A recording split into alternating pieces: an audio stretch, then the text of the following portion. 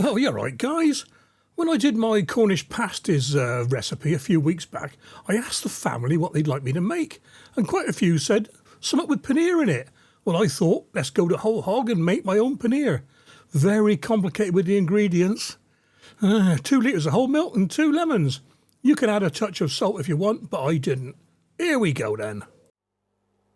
Now this is going to seem like a bit of a boring video really, guys. It's just so simple. Pan on the heat, medium heat, a large pan. Now you cannot rush this. If you rush this it will go wrong. You do not want to burn the milk. So in with the milk. Now I have my milk lying in the fridge on its side, and as you can see all the cream stuck to the side, so I left a bit of milk in there. Give it a good bit of a shake up, and it all came off the sides and I poured it in. There we are, no waste with me. Same with the second bottle.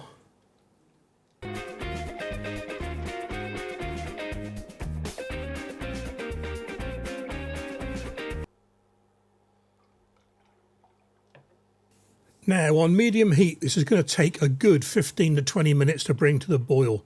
If you've got a food thermometer, you can pop it in the pan. I found that having the food thermometer in there, it prevents you from stirring properly. You might leave a few spots in the bottom of the pan where it might catch and burn, so I didn't bother. Well, in the meantime, you might as well juice your lemons. I found that 2 lemons is about right actually. We need 2 to 3 tablespoons. You can use citric acid or distilled white vinegar. I've only ever done it with lemons, so I'm doing it with lemons. I have done other cheeses with citric acid. Maybe I'll do the videos of those again actually. Anyway, what I've done, I've got it all into the little juicer and strained it to get rid of the bits.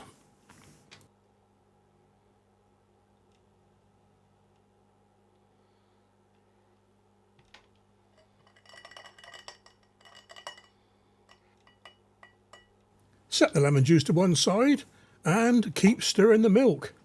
I think we're up to about 45 degrees Celsius at the moment, so it's going to take a while. I used a whisk. Bad choice, I think. I remember last time I did this, I used a whisk, and I said to myself, don't use a whisk. What's that saying? Any fool can make a mistake. Only an idiot makes the same mistake twice. You'll see in a minute. Grab yourself a colander or a big sieve and some cheesecloth, muslin, something like that. And double fold the muslin or cloth in the sieve. Stir, stir, stir. In a minute it will be boiling, and you'll know it's boiling because my camera goes all cloudy. There we are. Turn the heat down to low and in with 2 tablespoons of lemon juice. Give it a good stir in. This is where I realised I've used the wrong implement.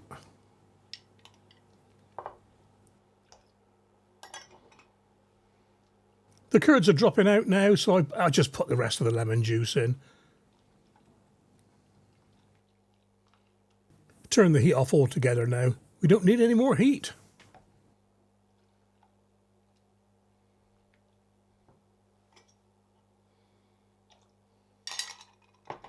And we're going to strain it through the muslin cloth and the sieve. Is it muslin? I got cheesecloth, that is actually.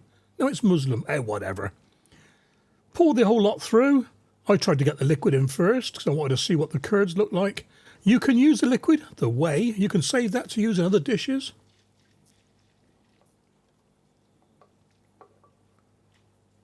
And in with the rest of it. Looks like cottage cheese at the moment, but it's quite stiff. Scrape your whisk off. Yes, I know I made a mistake. I salvaged most of it. I poured away the whey. I wasn't going to save the whey because I'm going to make some more later on. I poured away the whey, and brought the bowl back. Rinsed the curds with cold water. I had to use the milk bottle because I left my jug downstairs. My cooking area's upstairs in the food studio. Give it a good rinsing with cold water. I did this twice, once on the top, and I turned it over and did it again from the bottom. Give it a good squeeze out in between.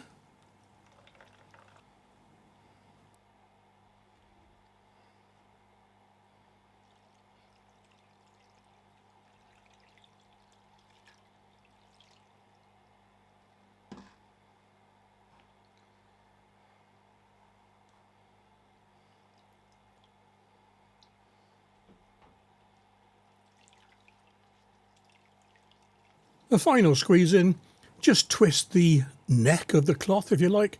Squeeze it, get the juices out.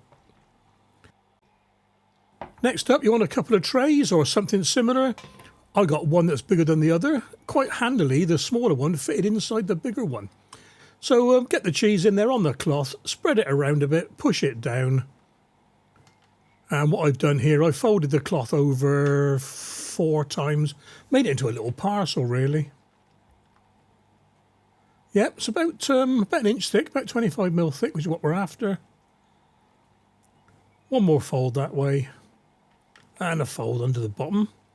And I'll put the tray on top, and the idea now is to put a heavy weight on the tray, put it in the fridge. Now I tried that way up, didn't work, turned it around again. I used a casserole dish. Good idea, quite heavy. Trouble is, it didn't fit in the fridge, and you'll see what I did in a minute. Then take the whole contraption off to the fridge, 2 to 3 hours. And here we are.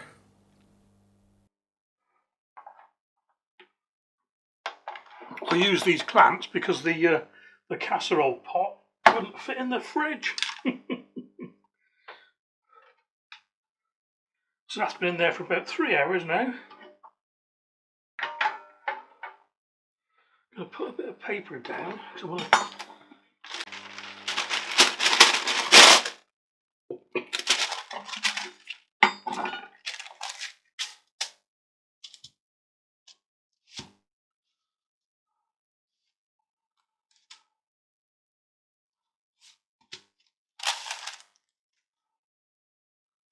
Ooh, lovely jubbly.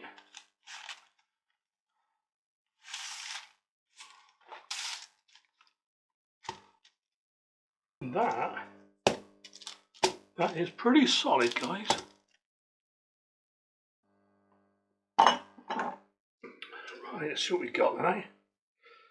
About 2cm cubes for frying.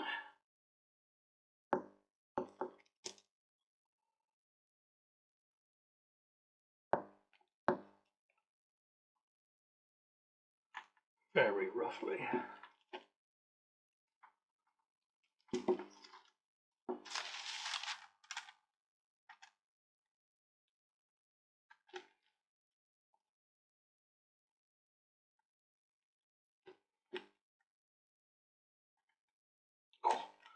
I tell you what, that's quite stiff.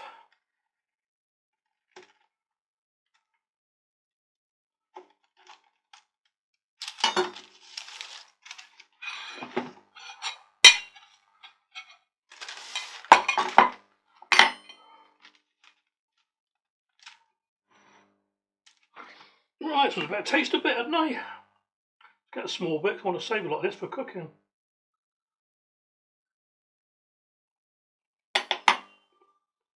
Well, yep.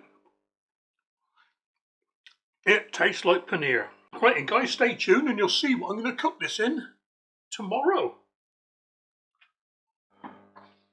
Meanwhile, we're going to store it in a little bit of water in the fridge. Should all fit in here, I think. I'll weigh it as well, actually. In fact, I'll weigh it first.